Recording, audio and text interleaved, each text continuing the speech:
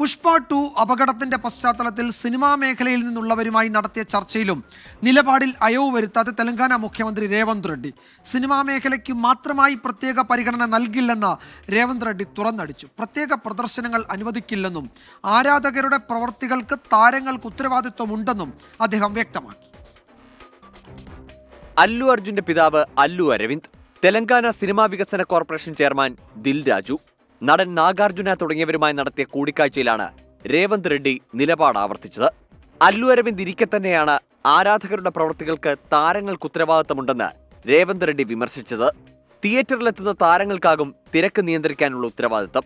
Cinema മേഖലയ്ക്ക് പ്രത്യേക പരിഗണനയില്ല, പ്രത്യേക പ്രദർശനങ്ങൾ അനുവദിക്കില്ല, സിനിമാ സബ്സിഡി പിൻവലിച്ച തീരുമാനത്തിലും മാറ്റമില്ലെന്ന് മുഖ്യമന്ത്രി ആവർത്തിച്ചു. അല്ലു അർജുനെതിരായ കേസിൽ ഒരു വിട്ടുവീഴ്ചയും ഉണ്ടാകില്ല എന്നതിന്റെ സൂചനയാണിത്.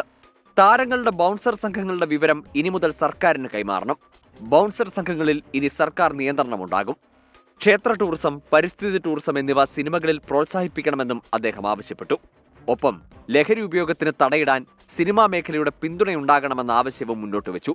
അതേസമയം കൂടിക്കാഴ്ച പോസിറ്റീവായിരുന്നു എന്നാണ് സിനിമാ മേഖലയിലുള്ളവരുടെ പ്രതികരണം. 24 ചെന്നൈ.